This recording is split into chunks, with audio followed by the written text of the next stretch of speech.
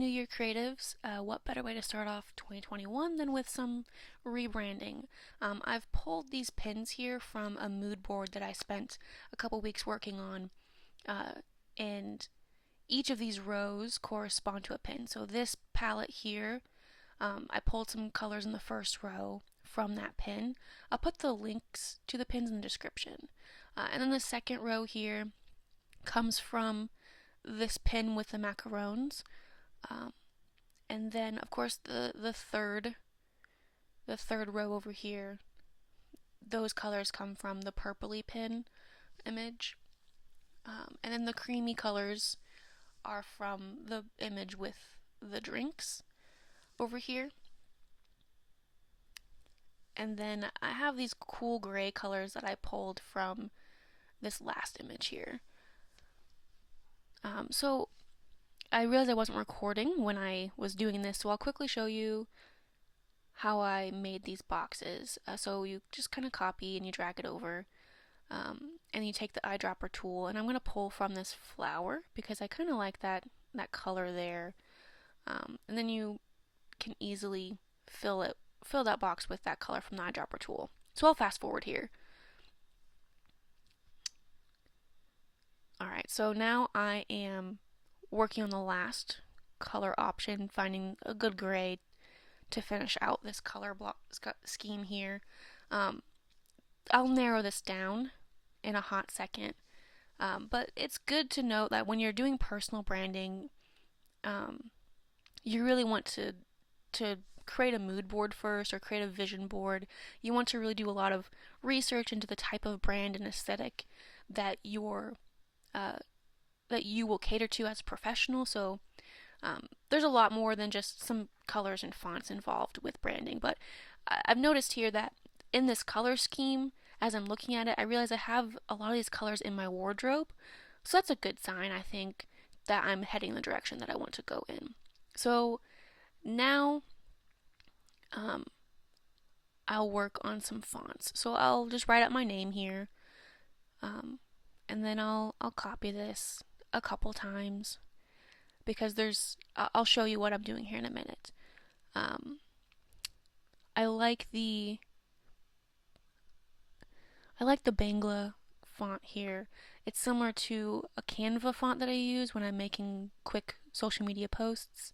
Yeah. So when you're working with fonts, you want to do a lot of research in psychology, to really create a cohesive look and aesthetic, and make sure that you're at least tailoring to your target audience. But I'll select 4 types of fonts here for different purposes.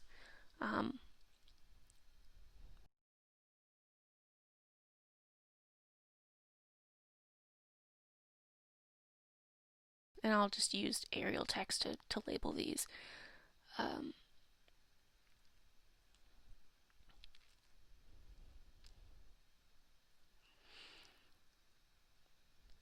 So as I mentioned, there's a lot more to branding than just putting some pretty colors and pretty fonts together. But what I'm doing here is I'm selecting 4 different fonts. One for the first header, the second header, third header, and then a body text. And these will have different purposes for creating content and written works. So I'll need to move these over here.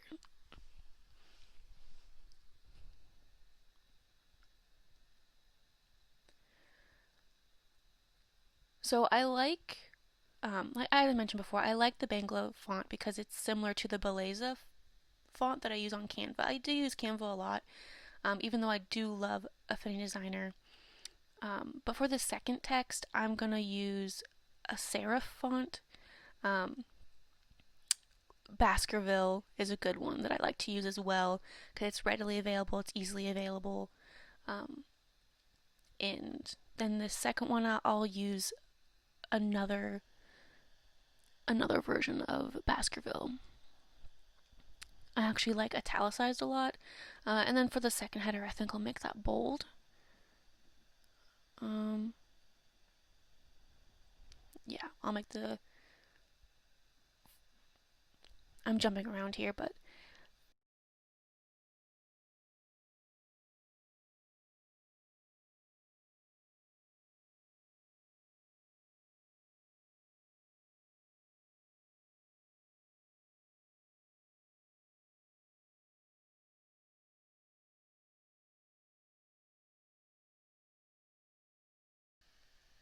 yeah, I like that bold.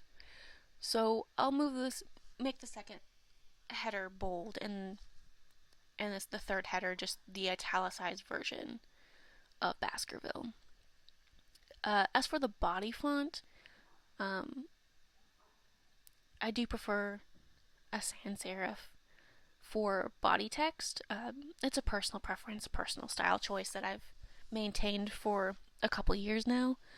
So I'm just gonna skim through here to see if there's anything that I like. I mean, I do like the look of the Baskerville non-italicized.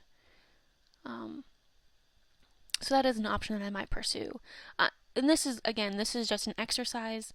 This may or may not end up being the final revision, but um, another thing that I like to tinker with is just what for the header fonts, what looks good all capitalized, and what looks good just regular. I don't know the technical term for it, but yeah. So just play around with it. Um, See what font pairings, what types of pairings you like. But I'm kind of satisfied with that.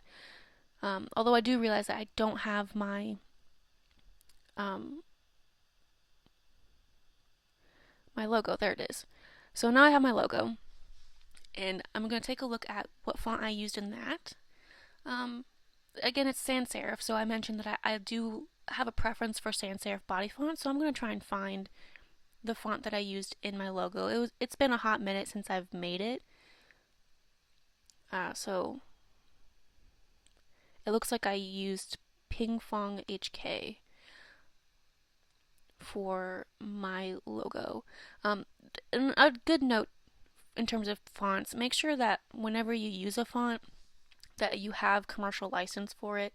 That is really important to keep in mind, so you don't like accidentally commit copyright infringement. Make sure that the font is available for commercial use. I'm just gonna go to the character traits here, and I'm gonna mess with the kerning a little bit because it looks like that's something I did in the logo. Um, so I'll make the letters closer together. It's called kerning. Um, and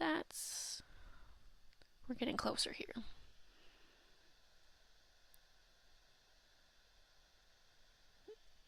Yeah, that looks good. Okay.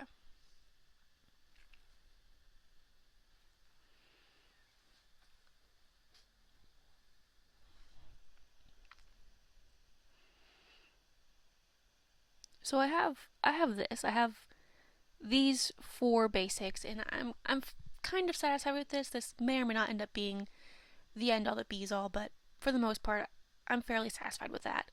Um, they're fonts that if I can't find them exactly, I can at least find something that looks very similar to it when I'm working with other tools like Canva, or I have a Squarespace website, so I'll at least be able to find very similar fonts to maintain a general aesthetic and cohesive aesthetic. So now I'm going to narrow down some of these colors here. And I mentioned that, I have a lot of these colors in my wardrobe. I don't recommend just like picking random colors from your wardrobe, but um, I think that's a sign that I'm really getting close to what I want. So I'm going to start eliminating these colors based on a couple different factors. So when it comes to color psychology, there's a couple of basics that I'd like to touch on just a little bit. Um, so, but in general, you have these brownie colors. I have a lot of like caramely brownie type colors, which usually exudes in marketing a kind of a down to earth, a approachable, classy, elegant type feel to it, depending on how dark or how light the color itself is. Um, and then I have like these pinky colors up top here, and that usually is representative of sincerity or femininity or um, cheeriness. There's a playfulness in those colors. In terms of purple or mauve, there is authority and power. Like that's some color psychology that's behind that. In terms of the grays usually exude neutrality or reliability, um, that sort of like stability type mindset is exuded when people see gray usually. So that's just like a little bit of color psychology there. I wanted a color scheme like from, as you can probably tell from my mood board, I wanted something that looked sophisticated yet approachable and elegant, and um, I do want a mixture of cool and warm colors and neutral colors, and I really am satisfied with the way this turned out actually. So I'm going to start eliminating some colors.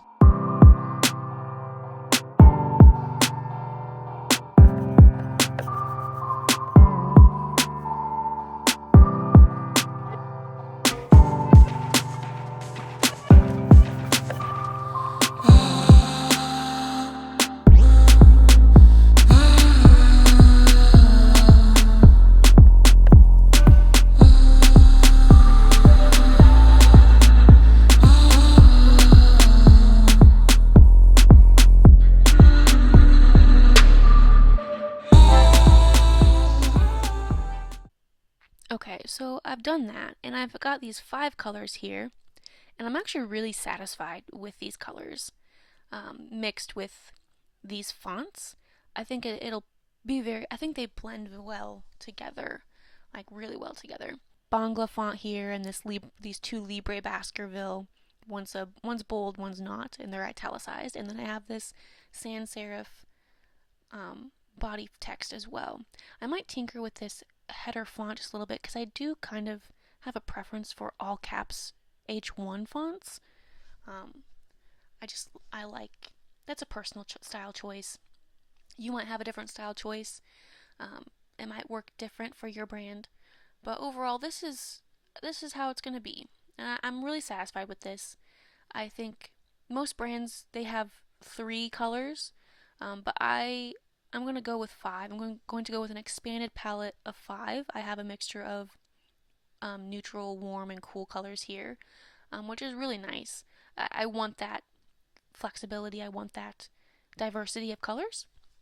And again, like this is like I'm towards the end of my personal branding exercises. Like this is an exercise that you would do towards the end of defining your brand, and there's a lot more before this. Like as you can see, I created a mood board. That's actually probably the second or third step. I mean, there's a lot of research that needs to be done beforehand. You need to know your niche. You need to know your target audience. You need to know there's a lot of other factors and considerations that you need to have in terms of what the aesthetic is. And there's also, you have to understand brand values.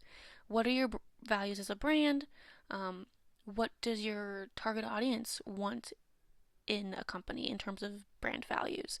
So there's a lot of market research that happens with branding, and branding is important because it really is the basis for a marketing communications plan, um, both in terms of public relations and advertising and all of that. Like it's very cohesive, it's very interconnected, um, and so that's why, as I'm starting off this new year, I realize that I haven't touched my branding since 2018, and I'm officially in my mid 20s.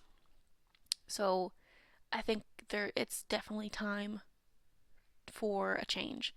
But I do hope this was helpful.